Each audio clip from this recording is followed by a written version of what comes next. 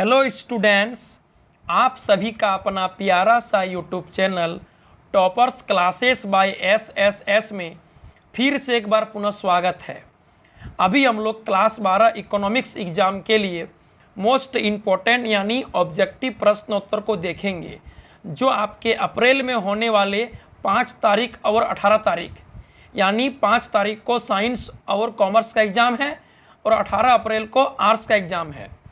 Class 12 economics exam के लिए अभी हम लोग मोस्ट इम्पॉर्टेंट ऑब्जेक्टिव प्रश्न उत्तर को देखेंगे।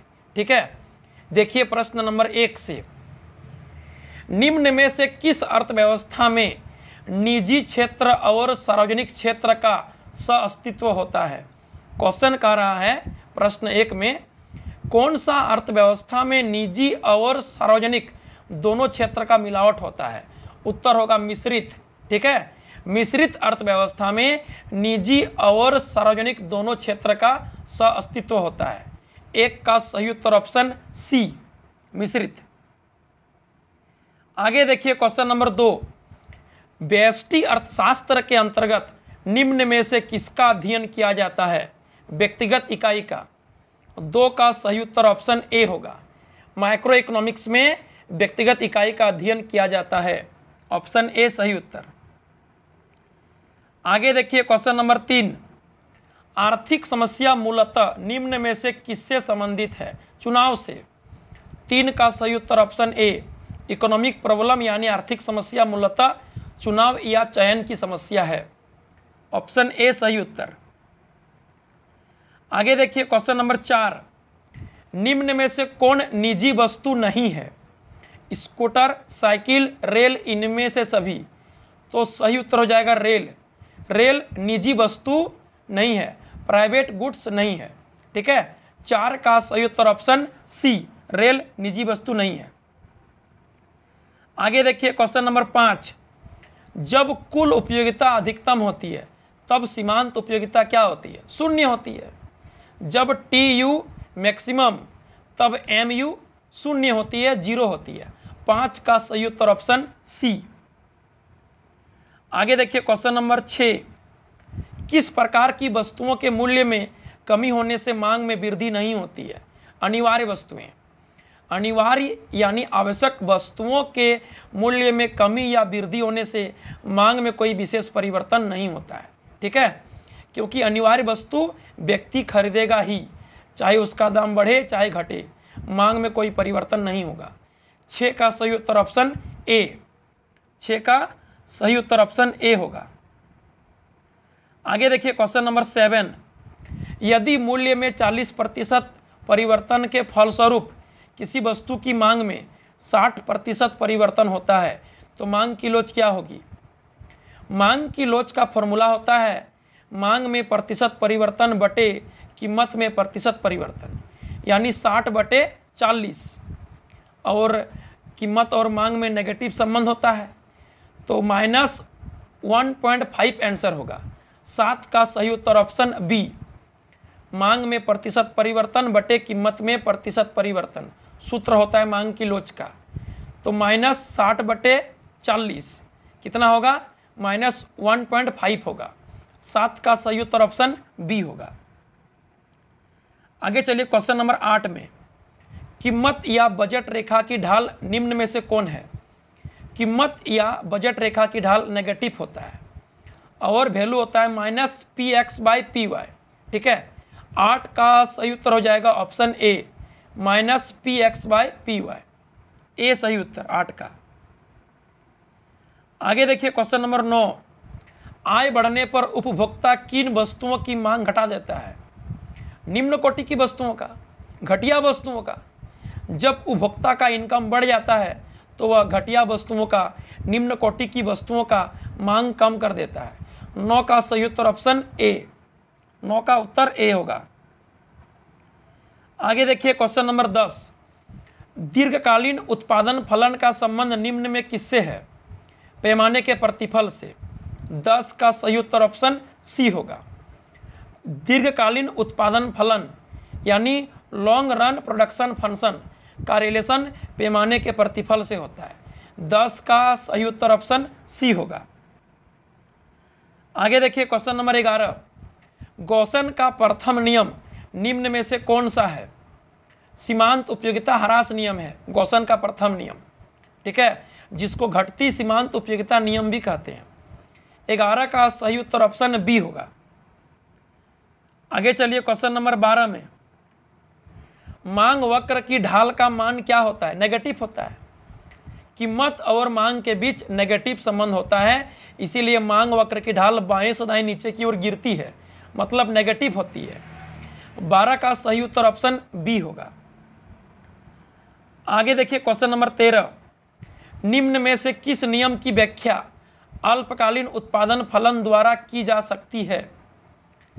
ऑप्शन ए मांग का नियम, ऑप्शन बी परिवर्तनशील अनुपात का नियम, ऑप्शन सी पैमाने का प्रतिफल, ऑप्शन डी मांग की लोच। देखिए, अल्पकालीन उत्पादन फलन को परिवर्तनशील अनुपात का नियम कहते हैं, क्योंकि अल्पकाल में उत्पत्ति का सब साधन चेंज नहीं होता है, इसीलिए परिवर्तनशील अनुपात का नियम कहते हैं अल्पकालीन उत्पादन फलन को। 13 का सही उत्तर ऑप्शन बी होगा, ऑप्शन बी सही उत्तर 13 का। आगे देखिए क्वेश्चन नंबर 14, जब औसत लागत घट रही हो तो सीमांत लागत औसत लागत की तुलना में किस स्थिति में होती है? जब AC यानी एवरेज कॉस्ट घटता है तो वह AC MC से अधिक होता है, यानी MC AC से कम होता है। 14 का सही उत्तर ऑप्शन सी होगा। जब औसत लागत घटता है तो सीमांत लागत औसत लागत से कम होता है। 14 का सही उत्तर ऑप्शन सी। आगे देखिए क्वेश्चन नंबर 15, सीमांत आय निम्न में से कौन है? सीमांत आय यानी मार्जिनल रेवेन्यू का फॉर्मूला कौन ठो है?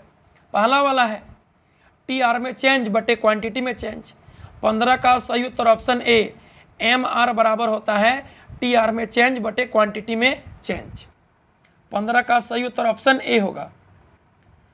आगे चलिए क्वेश्चन नंबर 16 में, अधिकतम लाभ की पूरक शर्त क्या है? लाभ अधिकतम करने का पूरक शर्त कौन है? पहला, समानता के बिंदु पर MC बढ़ती हुई होनी चाहिए। दूसरा, समानता के बिंदु पर MC घटती हुई होनी चाहिए। तीसरा, सीमांत लागत रेखा सीमांत आगम रेखा को ऊपर से काटे। चौथा, इनमें से कोई नहीं। तो इसका उत्तर होगा अधिकतम लाभ के बिंदु पर पूरक शर्त होता है ऑप्शन बी, समानता के बिंदु पर MC घटती हुई होनी चाहिए, यानी सीमांत लागत रेखा सीमांत आगम को नीचे से काटे, MC कम हो और MR अधिक हो, तब उत्पादक को लाभ होगा, लाभ प्राप्त होगा। 16 का सही उत्तर हो जाएगा ऑप्शन बी।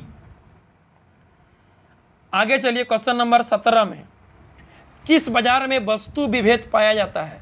एकाधिकारी प्रतियोगिता में, ठीक है, ऑप्शन डी सही उत्तर 17 का। एकाधिकारी प्रतियोगिता यानी अपूर्ण प्रतियोगिता बाजार में वस्तु विभेद पाया जाता है, अलग अलग कंपनी का क्वालिटी का स्थानापन्न वस्तु पाया जाता है। 17 का सही उत्तर ऑप्शन डी होगा। आगे देखिए क्वेश्चन नंबर 18, खाद्यान्न उपलब्धता गिरावट सिद्धांत के प्रतिपादक कौन है?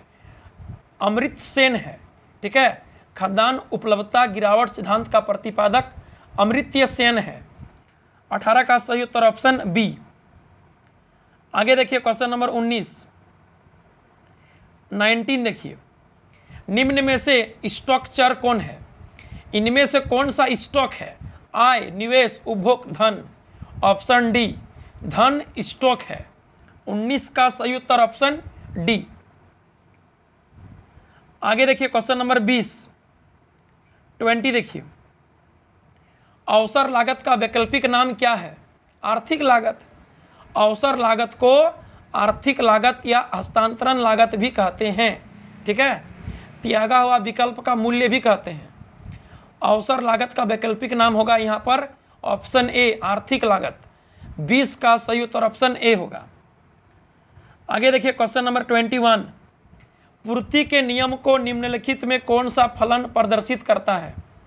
पूर्ति का नियम कौन है? तो पूर्ति अन्य बातों के समान रहने पर कीमत पर डिपेंड करता है, यानी सप्लाई फंक्शन है प्राइस का। 21 का सही उत्तर हो जाएगा ऑप्शन ए, सप्लाई निर्भर है प्राइस पर, सप्लाई फंक्शन है प्राइस का। 21 का सही उत्तर ऑप्शन ए होगा। आगे देखिए क्वेश्चन नंबर 22, एकाधिकारी प्रतियोगिता की निम्नलिखित में कौन सी विशेषता है? अपूर्ण प्रतियोगिता यानी एकाधिकारी प्रतियोगिता बाजार का इनमें से कौन सा विशेषता है? खोजिए। ऑप्शन ए विभेदीकृत उत्पादन, ऑप्शन बी विक्रय लागतें, ऑप्शन सी बाजार का अपूर्ण ज्ञान, ऑप्शन डी उपयुक्त सभी। 22 का सही उत्तर हो जाएगा ऑप्शन डी उपयुक्त सभी। 22 का सही उत्तर ऑप्शन डी। 23 देखिए 23,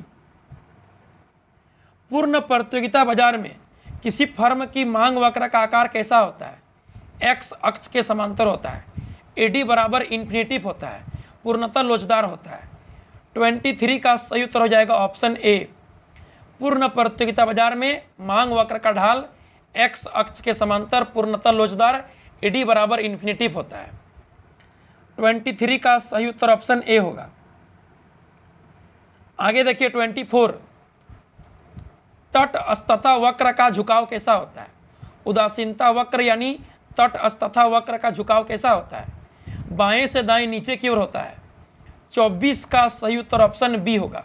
बाएं से दाएं नीचे की ओर इंडिफरेंस कर्व का झुकाव होता है। आगे देखिए क्वेश्चन नंबर 25, मांग में संकुचन कब होता है? मांग में संकुचन का अर्थ है कीमत के चलते मांग घटना। तो कीमत के चलते मांग कब घटती है? जब कीमत बढ़ती है। यानी 25 का सही उत्तर हो जाएगा ऑप्शन ए। जब कीमत बढ़ती है और मांग घट जाती है तो उसको मांग में संकुचन कहते हैं। 25 का सही उत्तर ऑप्शन ए होगा। आगे देखिए क्वेश्चन नंबर 26, तृतीयक क्षेत्र में कौन सेवा शामिल है? खनन, निर्माण, संचार, पशुपालन। तृतीयक क्षेत्र में संचार शामिल होगा, ठीक है। तृतीयक क्षेत्र को सेवा क्षेत्र कहते हैं, तो यहाँ पर ऑप्शन सी होगा सही उत्तर। संचार तृतीयक क्षेत्र के अंतर्गत आता है। तो चलिए 26 का सही उत्तर हो जाएगा ऑप्शन सी, संचार तृतीयक क्षेत्र में आता है जो एक सेवा है। अभी हम लोग class 12 economics JAC board final exam 2022 के लिए मोस्ट इम्पोर्टेंट ऑब्जेक्टिव प्रश्नों को देखें। आगे भी इस तरह का वीडियो बनते रहेगा। आप लोग वीडियो को शेयर करते रहिए, लाइक करते रहिए, और यदि चैनल में आप नए हैं तो सब्सक्राइब करना बिल्कुल भी ना भूलें, ठीक है। मिलेंगे फिर अगले वीडियो में, तब तक के लिए बाय बाय, थैंक यू।